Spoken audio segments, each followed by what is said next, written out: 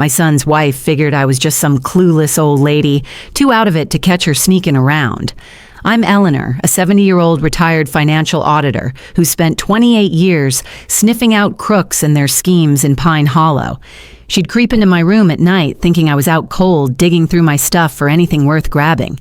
But that night, when she yanked open my desk drawer to snag the safe key, her smug look turned to pure shock, then burned red with panic. What she found flipped her world upside down. Me?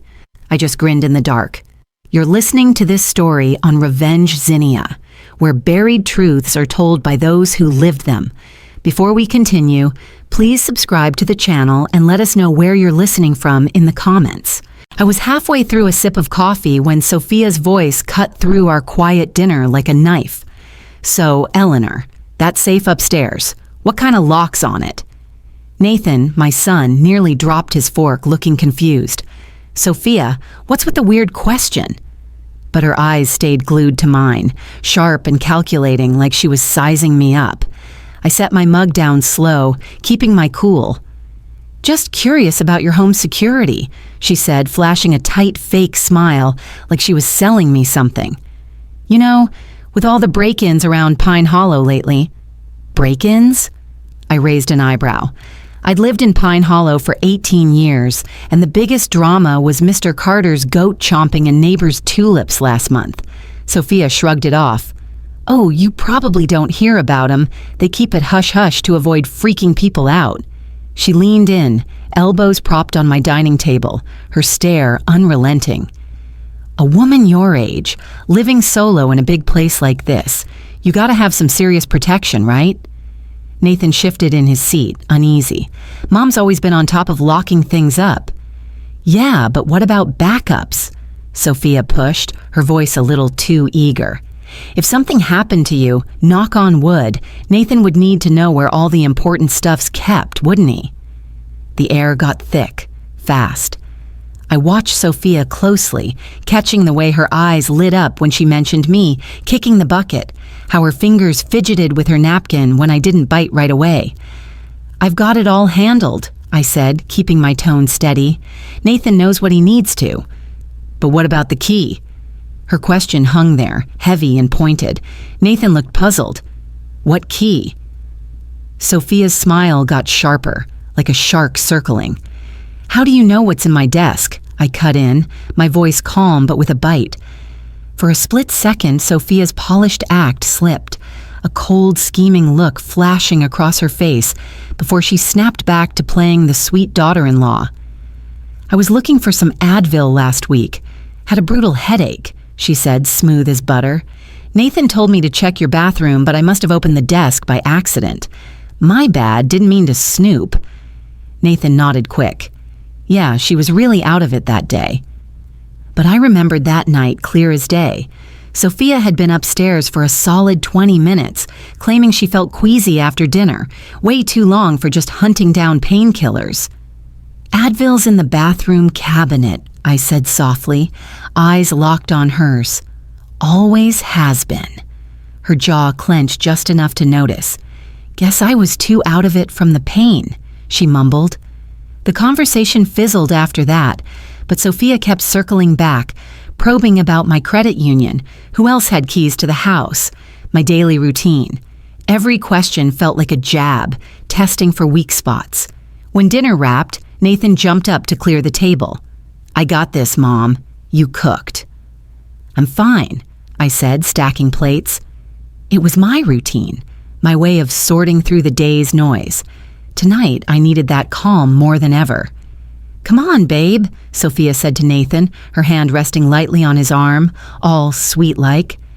Let your mom handle her kitchen. We should chill. They headed upstairs, and I heard their bedroom door click shut.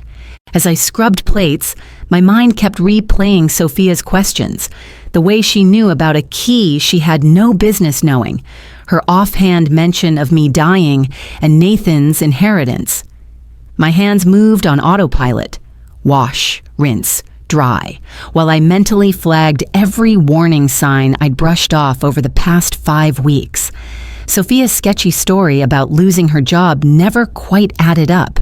her nonstop interest in my finances, the way she eyed my house like she was casing it for a heist. I dried the last plate and hung the dish towel. The kitchen sparkled, but the house felt different now, less safe, more like a target. Upstairs, I caught faint voices through the walls, then nothing. Time to see what else was lurking in my own home. As I climbed the stairs, I noticed my bedroom door slightly open, a thin strip of shadow showing through. I froze on the top step, hand gripping the railing. I always shut that door, a habit from 50 years living alone, only broken lately by Nathan staying here. But Nathan and Sophia were in the guest room down the hall. No one had any reason to be in my space. I stood there for a moment, ears straining. No sounds from the guest room, just the usual creaks of an old house and my pulse hammering. I nudged the door open, braced for a squeak. It was silent. Hinges kept oiled. Stepping inside felt like walking into a crime scene. At first glance, everything looked fine. Bed made tight, corners crisp. My reading glasses sat on the nightstand. The lamp was where I left it, but my eyes, sharpened by years of catching details, spotted the issues. The closet door was open a couple inches. I always closed it tight. The second drawer of my desk, where I kept important papers, wasn't flush. A folder's corner stuck out like a warning. My gut twisted. I pulled the drawer open. The files inside were messed up, shoved back in a rough attempt at order. Someone had gone through them, careful but not careful enough. Bank statements were mixed with insurance docs. My will, usually tucked at the back, was near the front. The small brass key I'd taped under the drawer's edge was gone. I checked twice, fingers brushing the wood where the tape used to be. Nothing. The key to my safe, the one Sophia asked about over dinner, was gone. My hands shook with rage, not fear. This wasn't some random grab. Someone had violated my private space, targeting specific stuff. Someone who knew exactly what to look for and where. I checked the safe. A heavy-duty model bolted in my closet. The digital lock was still good, but that didn't matter now. Sophia had the override key. Standing among my life's possessions, I felt exposed. How long had she been planning this? How many times had she poked around while Nathan and I were downstairs, treating my home like a mark? This wasn't just theft. It was personal, a betrayal of my trust. But Sophia had screwed up big time. She thought I was too old and trusting to notice, some scatterbrained widow who'd missed the details. She was dead wrong. I eased the drawer shut, leaving it just as I found it. If Sophia thought she was flying under the radar, I'd let her keep thinking that. Let her move forward with her plan. I knew what I was dealing with now. This wasn't about a job loss or a rough patch. This was cold, calculated theft by someone who'd been studying my habits for weeks. Someone sharing a bed with my son down the hall. I went through my bedtime routine, brushing teeth, folding back the covers. But it felt like a performance for an unseen audience. Was Sophia listening? Did she suspect I'd caught her? Sleep wasn't happening. I lay in bed staring at the ceiling fan, replaying the night's red flags. Every little noise put me on edge. The house settling, wind rattling the windows, the faint hum of the fridge downstairs. Late at night, my bedside clock glowing, I heard footsteps below. Soft, deliberate steps crossed the dining room. Not Nathan's quick stride. Something slower, sneakier. Sophia. I stayed still, keeping my breathing even, listening as the steps moved toward the front of the house. Then, barely audible through the old hardwood floors, her voice. "Yeah, it's me. They're out like lights." A hushed phone call, thinking no one could hear. I sat up slowly, avoiding any creak from the bed. The floor was cold under my bare feet as I inched toward the heating vent connecting my room to the dining area. Sound sometimes carried through the old ducts in weird ways. "The old lady's sitting on a fortune," Sophia's voice came through, clearer now. "I found bank statements, stock accounts, the whole deal. We're talking major cash." My stomach dropped. "We're talking." She wasn't working alone. "Tomorrow night," she went on, "Nathan's at his book club. Every Thursday, 7 to 9. Gives us a clean shot. I grabbed my phone, hands trembling, and opened the voice recorder. Whatever came next, I needed proof. I've got the safe key, Sophia said. Snagged it during dinner.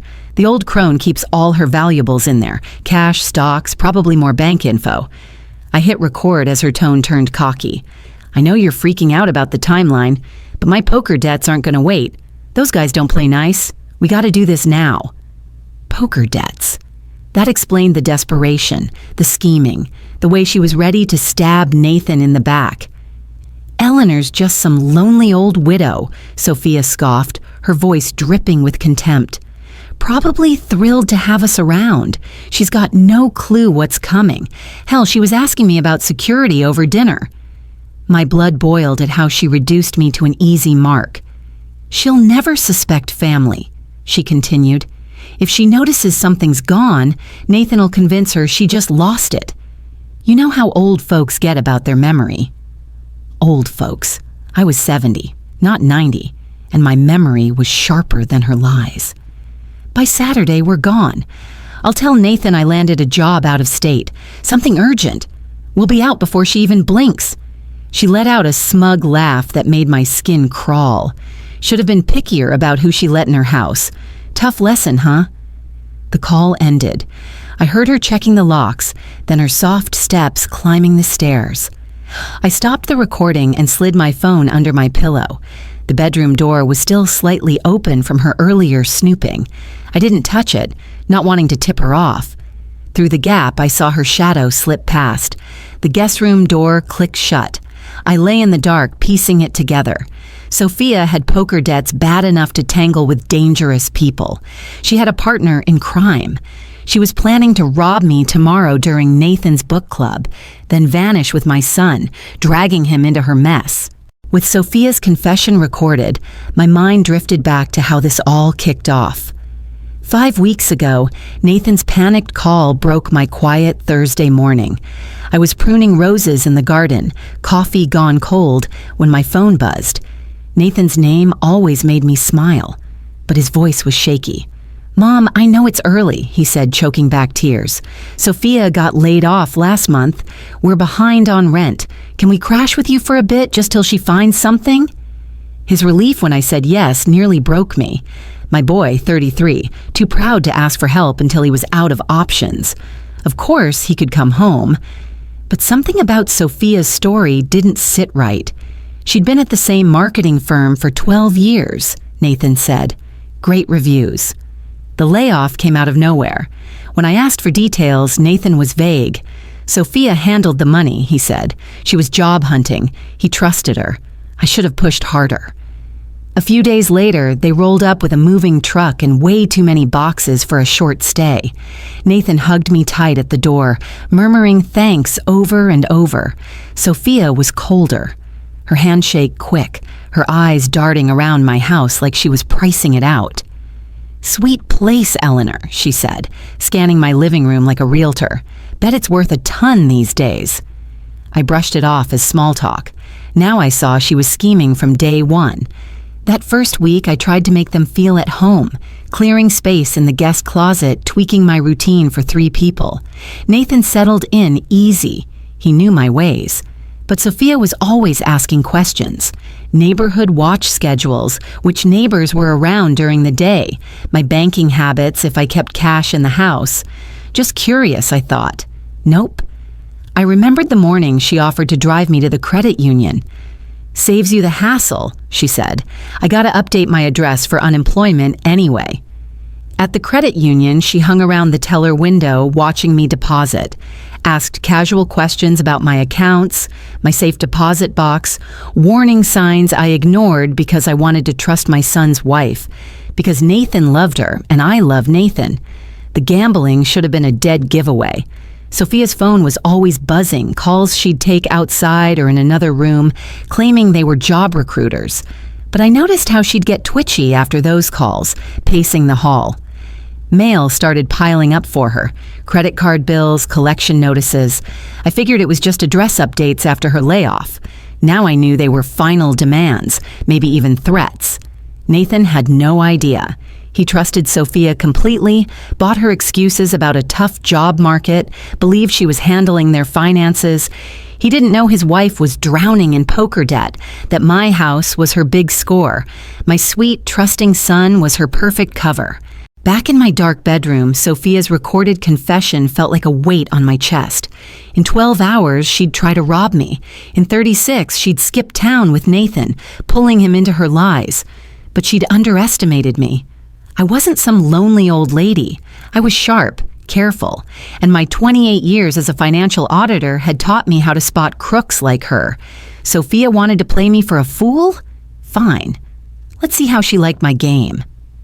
I woke at 6:15 a.m., same as always. That recording on my phone wasn't a dream. The timestamp proved it. Downstairs, I brewed coffee and made my usual breakfast: yogurt, toast, some berries. Everything looked normal, just like the past 5 weeks. When Nathan shuffled in, still in pajamas, I gave him a warm smile. "Morning, kiddo. Sleep okay?" "Like a rock, Mom. Thanks again for letting us stay." Sophia strolled in 10 minutes later, fresh from a shower, looking way too confident, like someone with a plan locked in. "Nice morning," she said, plopping into a chair. "What's everyone up to today?" I slid her coffee across the table. "Oh, same old. Might run a few errands later." Her eyes flicked up, sharp. "What kind of errands?" "Just small stuff. Craft store, maybe the credit union." I watched her closely. A tiny twitch near her mouth gave her away. "Nothing big." "Credit union, huh?" She leaned in, too eager. "Everything cool with your money?" Nathan chuckled. "Mom's always been a stickler for checking her accounts in person." "Not a stickler," I said with a small smile. "Just careful." "Gotta be careful these days," Sophia said, nodding like she meant it. "Scams, hackers. It's rough for someone your age." That phrase, "someone your age," dripped with fake concern. "Speaking of that," she went on, "I've been thinking about your home security." "This place is pretty chill," Nathan cut in. "Mom's lived here 18 years. No issues." But Sophia ignored him. Her eyes locked on me. "Still, a woman alone with valuable stuff. It's smart to be ready. That safe upstairs, that's for important papers, right?"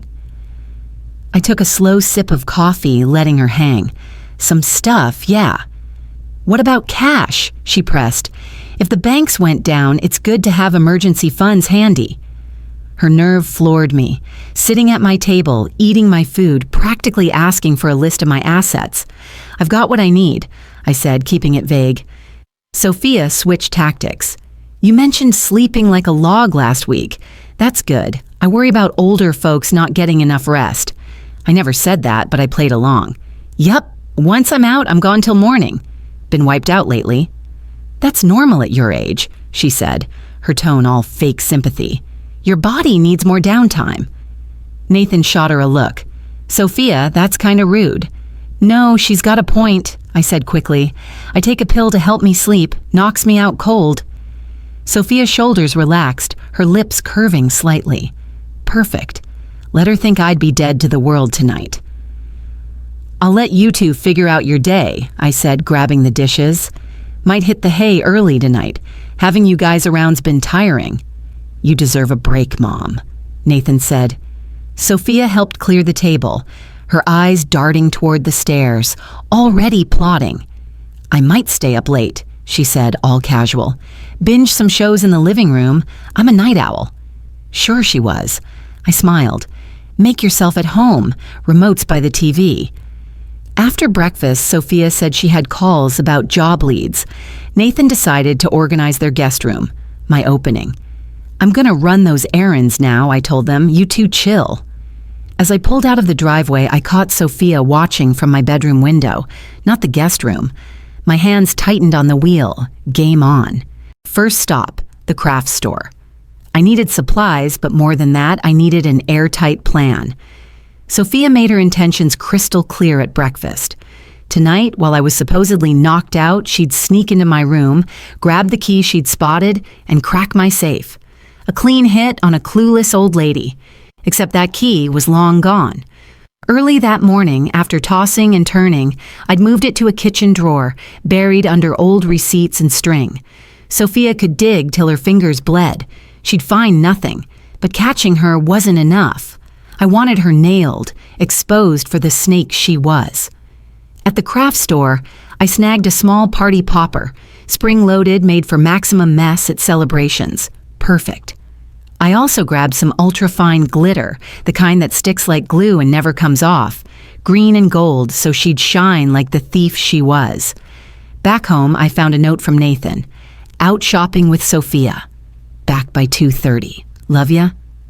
Perfect timing. I had 3 hours. In my basement workshop, I took apart the popper.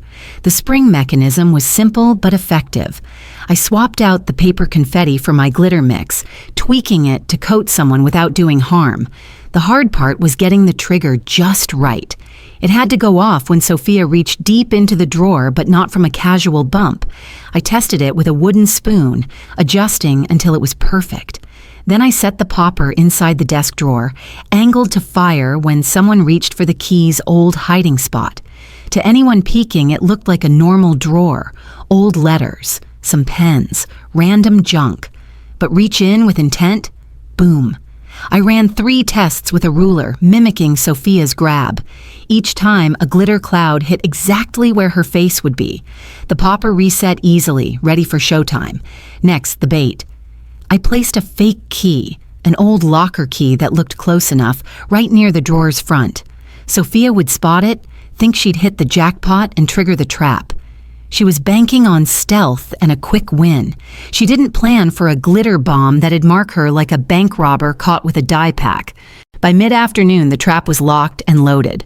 Sophia was expecting an easy mark. Instead, she'd get a sparkling wake-up call. I headed to an electronics store. The clerk, Liam, didn't bat an eye when I asked for a bedroom security camera. "Lots of burglaries around here?" he asked. "Something like that," I said. "I need something small, great night vision, wireless." I picked a tiny camera with smartphone syncing, motion detection, and 12 hours of battery life. It was barely bigger than a credit card, with a magnetic mount. "Play with the placement," Liam said. "The app shows you the live feed." Back home, Nathan and Sophia were parked on the couch, watching TV, looking like any normal couple, not a thief plotting a heist. "Gonna take a quick nap," I said, heading upstairs. "Those errands wipe me out." In my bedroom, I locked the door and got to work.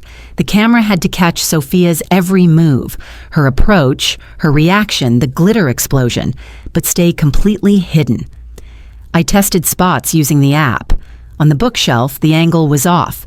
Behind the lamp, too obvious. Finally, I tucked it between some gardening books on my nightstand, angled to cover the desk and the room's center. The camera's black casing blended right in with the book spines. Unless someone was hunting for it, the camera was invisible. I spent 20 minutes tweaking the angle for perfect coverage. The motion sensor was sensitive enough to catch someone entering, but wouldn't trigger on random house noises. Battery life was key. It had to last 12 hours. I set it to motion-activated mode and tested the night vision. The infrared feed was razor sharp.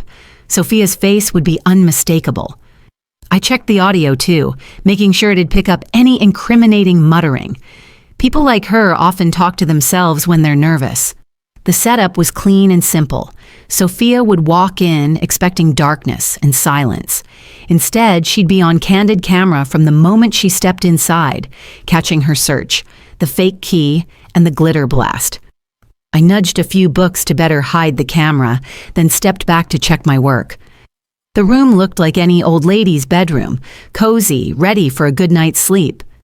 Downstairs, I heard Nathan and Sophia chatting about their evening. Sophia probably counting down the hours till her big move. She had no idea she was walking into a trap. Dinner went smooth, Nathan rambling about changes in Pine Hollow, Sophia glued to her phone. I played the part of the tired grandma, yawning and ready for bed. By evening, we were chilling in the living room.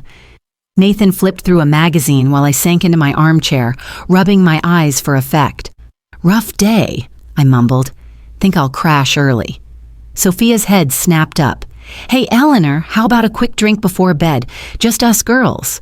Her tone was too smooth, like she'd rehearsed it. "That's sweet. Nathan said, glancing up. "You two should hang out more." "I saw a bottle of Maker's Mark in your pantry," Sophia said, her smile all charm. "Perfect for a little nightcap." I kept my face neutral, but her picking out that specific whiskey screamed planning. "That's thoughtful," I said, "but my meds don't play nice with booze." Sophia's smile tightened. "Just a hair." "Come on, one tiny sip won't hurt. We're practically family." "Nah, I really can't." "Mom's right," Nathan chimed in. Her doc was super clear about her heart meds. Sophia didn't let up. "How about just a toast? A quick sip to family?" Her pushiness was a dead giveaway. She needed me to drink something, probably to make sure I'd be out cold. "Here's an idea," she said, standing up. "I'll grab a glass for myself and we can just chat. No pressure." She came back from the pantry with 2 glasses, one with a splash of whiskey, the other with just a drop. "Changed my mind," she said, sliding the second glass toward me. "Just a smidge for a toast." The whiskey glinted under the light, looking harmless, but my 28 years sniffing out fraud told me she was up to something. "Sophia, I can't," I said firmly. "One sip," she pushed, her voice a little too desperate. "Nathan, tell her it's no big deal." Nathan frowned. "If Mom says no, let it go." For a second, Sophia's mask slipped. Her eyes flashed with frustration, maybe even panic. "All right," I said, standing up. "I'm more beat than I thought. Gonna pop a sleeping pill and call it a night." "Sleeping pill?" Sophia's eyes lit up, her posture loosening. "Doc prescribed 'em last month. Heavy stuff. I'll be out like a light till morning." "Sounds good," she said, practically beaming. "You need your rest." "Night, Mom," Nathan said, giving me a quick hug. I made a show of climbing the stairs slowly, gripping the railing like I could barely keep my eyes open. At the top, I glanced back. "Don't stay up too late, you two. Sophia, help yourself to anything in the pantry." "Thanks, Eleanor. Sweet dreams," she called, her voice dripping with fake warmth. In my bedroom, I went through the motions, slipping into pajamas, brushing my teeth, folding back the covers. But I also double-checked the camera and the glitter trap. I switched off the light, lay down fully dressed, and kept an eye on the hallway through the slightly open door. Downstairs, the TV droned softly. Sophia and Nathan talking quietly, then Nathan's footsteps heading to the guest room. Sophia stayed downstairs, probably waiting for my pill to kick in. My phone showed the camera feed crisp in night vision. The trap was set. Now I just had to wait for my daughter-in-law to show her true colors. In the early morning hours, I heard a faint creak on the stairs. I'd been lying still for hours, watching the hall through the cracked door. The camera feed showed my bedroom, empty and clear in night vision. Sophia moved like a pro thief, dodging the squeaky steps. She'd clearly memorized the house's quirks over 5 weeks. The hallway floor gave a soft groan under her weight, then went quiet. She was listening, making sure my sleeping pill had done its job. I kept my breathing slow and steady, putting on the performance of a lifetime for my son's sake. The door handle turned, slow and careful. Sophia's silhouette slipped into the doorway, outlined by the dim hallway light. She stood there for a moment, watching me, convinced I was knocked out. Then she glided in, moving with the confidence of someone who thought they'd already won. Her dark hoodie made her nearly invisible, but I tracked her by the faint rustle of her clothes. She reached my desk, her movements precise like she'd rehearsed them. 5 weeks of snooping had taught her exactly where to look, or so she thought. The drawer slid open with a soft scrape. For a split second, she stood taller, like she'd hit the jackpot. Then she reached in, fingers hunting for the key, and my glitter bomb went off. Boom! The pop was loud, like a firecracker at a backyard party. Green and gold glitter exploded in a shimmering cloud, coating Sophia from head to toe. She stumbled back, swearing under her breath as the glitter clung to her hair, her clothes, her stunned face. She looked like she'd been dunked in a craft store's clearance bin. "What the hell?" she hissed, frantically brushing at the glitter that stuck like glue. I sat up, playing the startled old lady, fumbling for the lamp. "What was that?" I gasped, flicking on the light. The room lit up, revealing Sophia in all her sparkling shame, clutching the fake key I'd planted. "Sophia," I said, widening my eyes in fake shock. "What are you doing in my room?" She froze, her mouth opening and closing like a fish, glitter raining down like festive dandruff.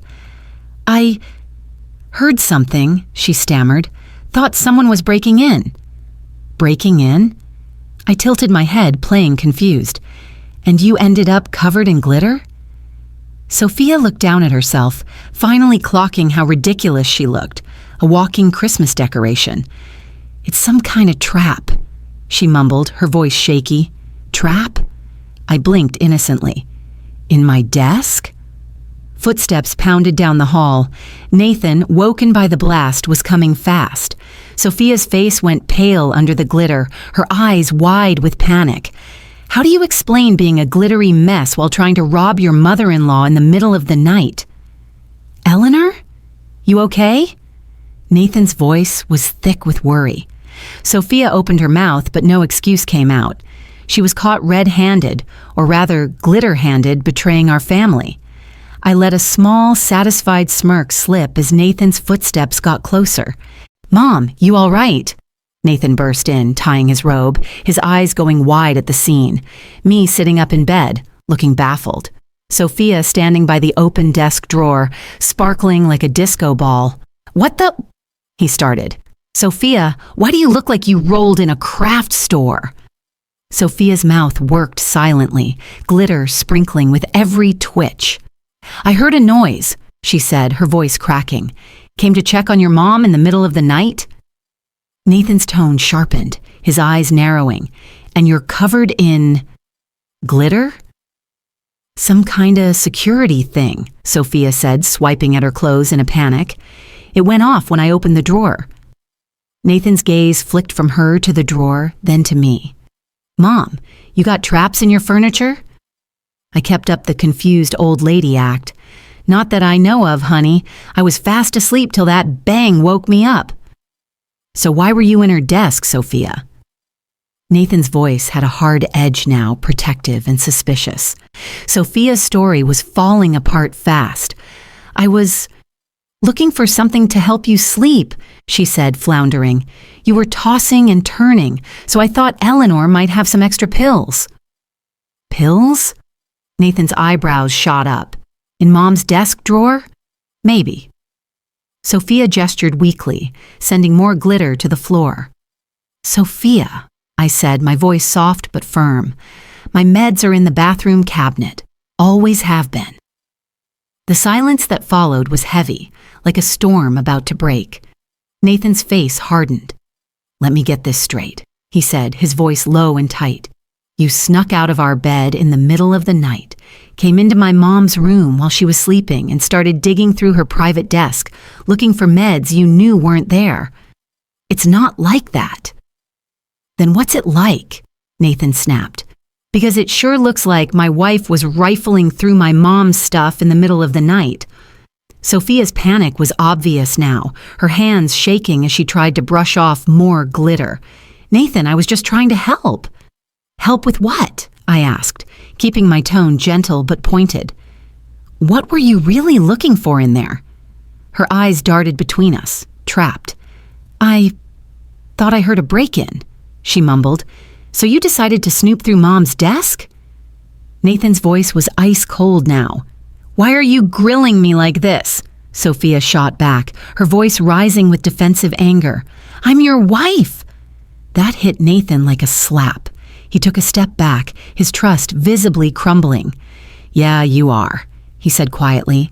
"So explain why you're in my mom's room in the middle of the night, covered in glitter, with your hand in her drawer." I watched Nathan's face as his protective instincts kicked in, shifting from Sophia to me. She saw it too. Her next words came out desperate, almost pleading. "Nathan, you gotta trust me." But trust, once shattered by glitter and lies, doesn't glue back together easy. "I want the truth," Nathan said, his voice steady but hard.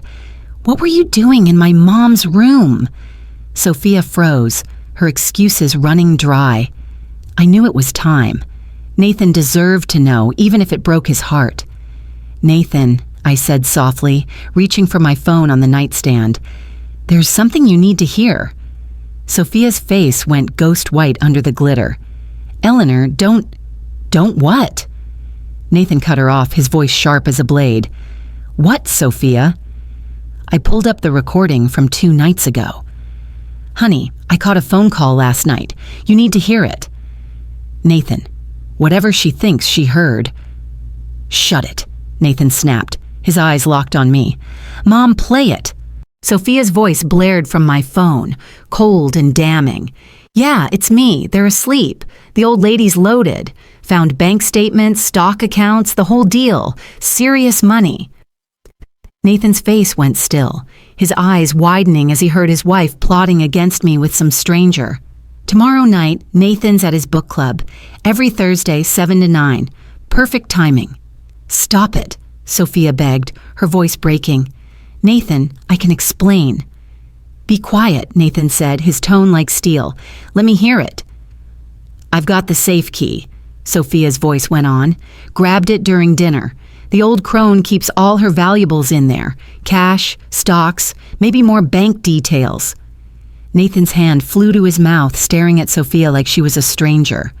"My poker debts aren't going away," she said on the recording. "Those guys don't mess around. We gotta do this now." "Poker debts?" Nathan whispered, his voice barely audible. "What poker debts?" "Eleanor's just some lonely old widow." Sophia sneered. "Loves having us around. No clue what's coming." Nathan's face crumpled as his wife's voice mocked me, laying out her plan to exploit my kindness. "She'll never suspect family. If she notices something's gone, Nathan'll convince her she just misplaced it. You know how old folks get about their memory." Nathan let out a choked sound, hearing Sophia plan to use his trust to cover her tracks. "By Saturday, we're out. I'll tell Nathan I got a job out of state, something urgent. We'll be gone before she knows what hit her." I stopped the recording. The silence was deafening. Nathan stared at Sophia, tears streaming down his face. "Poker debts," he whispered. "You were gonna rob my mom?" "Nathan, please." "You called her a crone."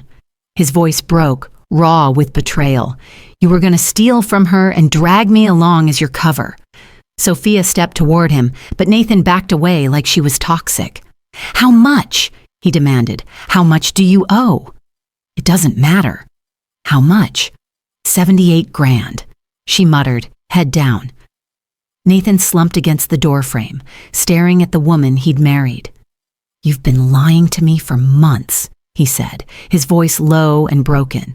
"About your job, our money, why we had to move in here." "I was trying to protect you." "By ripping off my mom," Nathan roared, "using me as your alibi while you screwed over the woman who raised me." "Nathan, we can work this out," Sophia pleaded, her voice cracking. "No," Nathan said, standing taller, his voice hard as iron. "You planned to hurt my mom. You trashed her name. You used me." He pointed at the door. "Get out." Sophia stood there, glitter falling like a sad confetti parade, her face a mix of defiance and defeat. Nathan's cold stare finally sank in. Her marriage was done. "This isn't over," she spat, her voice turning venomous. "I'm entitled to half our stuff." "You mean half your debt?" Nathan shot back. "All we've got is the $78,000 you owe from poker games I didn't even know about. I'll drag you through court." "With what money?" Nathan stepped closer, unflinching.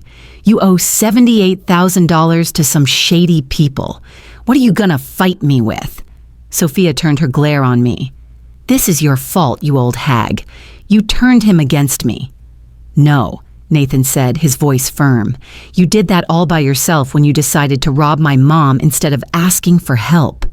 "We're married," Sophia tried, desperation creeping in. "We made vows." "You broke those vows when you planned a crime against my family." Nathan pointed again. "Grab your stuff and go, now." Sophia stormed out, leaving a trail of glitter like a crime scene. We heard her in the guest room, tossing clothes into bags with angry thuds. Nathan sank into my bedside chair, looking drained.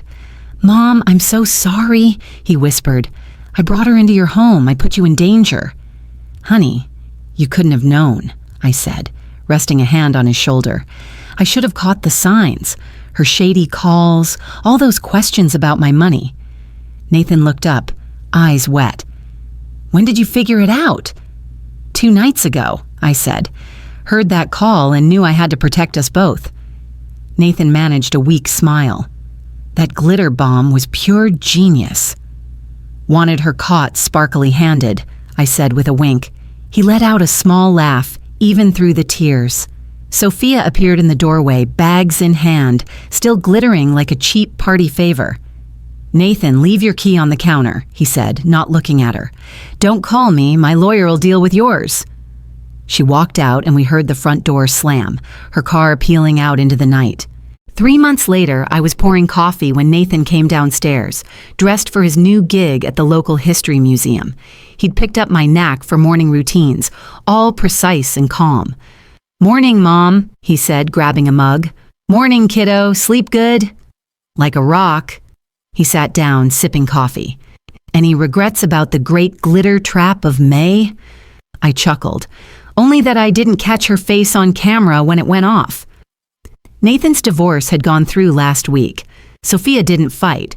Tough to argue when you're staring down $78,000 in poker debt and possible criminal charges. "Museum busy today?" I asked, guiding a tour at 10, then helping Ms. Walsh with her archive project. Nathan grinned. "Love it there. Quiet, full of people who actually care about history." He paused at the door.